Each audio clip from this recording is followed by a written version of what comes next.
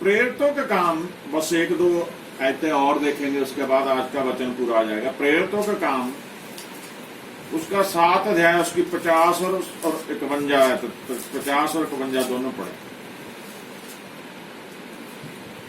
क्या वे सब वस्तुएं मेरे हाथ से बनाई नहीं?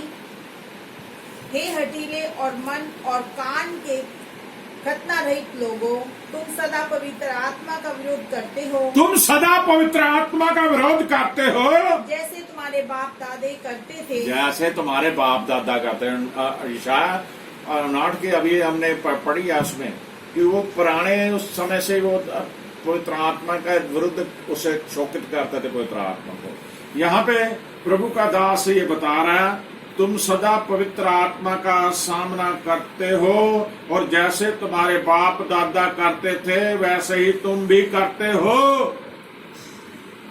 दोबारा पढ़ दो। हे हठीले और मन। हठीले कौन होंगे? जेड़े जो मर्जी कही जाओ उन्होंने कोई असर नहीं होता, उन्हें कोई असर नहीं होता। हठीले और मन के और कान के खतना रहित लोगों, कान के खतना रहित लोगों, तुम सदा पवित्र आत्मा का विरोध करते हो। तुम सदा ही पवित्र आत्मा का विरोध करते हो, जैसे तुम्हारे बाप दादा करते थे वैसे जैसे तुम्हारे बाप दादा करते थे वैसे ही तुम भी करते हो। आमीन आमीन। आमीन। आमीन। इब्रानियों का खत 3 अध्याय, उसको 19 भी पढ़ो। इब्रानियों 3 की 19। अतः हम देखते हैं कि वे अविश्वास के कारण प्रवेश ना कर सके।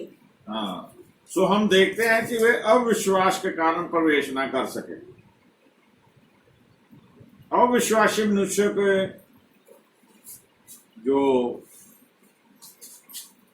उनके लिए विरोध की कारण बन जाता है। जो लोग अविश्वास करते हैं परमेश्वर की शक्ति का, परमेश्वर की बातों का, तो वो लोग क्या है, परमेश्वर की हजूरी से दूर हो जाते हैं। परमेश्वर उन्हें दूर कर देता है। सारे गुनाह माफ हो जाएंगे बाइबल में जो लिखा है, लेकिन आत्मा के विरुद्ध किया पाप माफ नहीं होगा। उत्पत्ति की पुस्तक उसका 6 अध्याय, उसकी 3 आयत भी पढ़ें।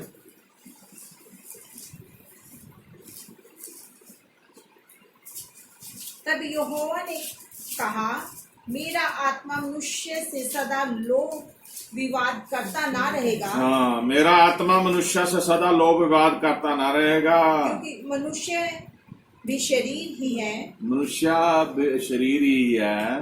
उसकी आयु 120 वर्ष की ही होगी। उसकी आयु 120 वर्ष की होगी। अब जब पुराने अहदनामे में हम पढ़ते हैं, लोग परमेश्वर की इतनी ताकत, इतनी शक्ति देखने के बावजूद परमेश्वर के विरुद्ध हो जाते थे। वो फिर से पाप भरा जीवन जीते थे, वो परमेश्वर की आत्मा को खेदित करते थे। परमेश्वर ने क्लियर कर दिया कि अब क्या है, जैसे आदम की आयु 950 साल हुई। अब परमेश्वर कह रहा है कि ये गुनाह में फंस गए हैं, पाप में जी रहे हैं, इसलिए अब इनकी उम्र क्या है, मेरा आत्मा इनसे सदा ही वाद विवाद नहीं करेगा, इनसे रूठा नहीं रहेगा। बस सिर्फ अब उनकी आयु क्या बना दी, 120 वर्ष ही होगी ज्यादा से ज्यादा। आमीन आमीन आमीन आमीन। दोबारा पढ़ दो शायद।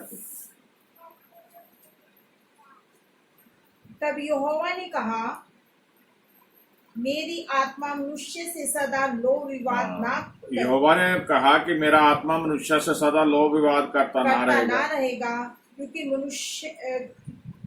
मनुष्य भी शरीर ही है। मनुष्य भी शरीर ही है। उसकी आयु 120 वर्ष की होगी। उसकी आयु सिर्फ 120 वर्ष की होगी। रोमियो 1 की 24 पढ़ दो। उसके बाद 2 आयतें पढ़ेंगे, वचन आज का पूरा हो जाए।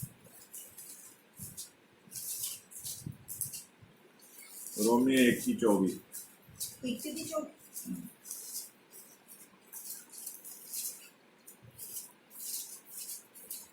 इस कारण परमेश्वर ने उन्हें उनके मन की अभिलाषाओं के अनुसार अशुद्धता के लिए छोड़ दिया। हाँ, परमेश्वर ने उन्हें इसलिए बहुत समय तक प्रतिरोध करते रहने के बाद परमेश्वर क्या करता है, उसने उनकी मन की अभिलाषाओं के अनुसार अशुद्धता के लिए छोड़ सकता है वो ने। हाँ जी, छोड़ दिया कि आपस में अपने शरीरों का अनादर करें। आपस में अपने शरीर का नाम है। परमेश्वर की आत्मा दूर हो जाती है इंसान से, फिर परमेश्वर उन्हें छोड़ देता है। जब इंसान अपनी अभिलाषाओं में फंसा हुआ है, अपनी मन मर्जी कर रहा है, परमेश्वर के वचन को भी सुन के अनसुना कर रहा है, परमेश्वर की आवाज को सुन के भी अनसुना कर रहा है, परमेश्वर की हजूरी को भी महसूस करके वो अनसुना कर रहा है, वो जानबूझ के गुनाह की तरफ भाग रहा है, वो जानबूझ के पाप की तरफ जा रहा है, तो परमेश्वर भी उन्हें छोड़ देता है। आमीन। आमीन। हम वचन में पढ़ेंगे एक ऐसी कहानी, आज वो धरती पे लोग ऐसा ही कर रहे हैं। अब वचन पढ़े प्रेरितों के काम उसका 5 अध्याय उसकी 1 से 9 पढ़। देखिए यहाँ क्या होता है, जो पवित्र आत्मा के विरुद्ध पाप करते हैं उनका हाल क्या होता है, मौत सीधी नसीब होती है। हनन्याह नामक एक मनुष्य और उसकी पत्नी सफीरा। हाँ, यहाँ पे एक कहानी है। हनन्याह नाम का एक मनुष्य, उसकी पत्नी सफीरा। हनन्याह और सफीरा की कहानी है ये। हाँ जी। और उसके दाम में से कुछ रख छोड़ा।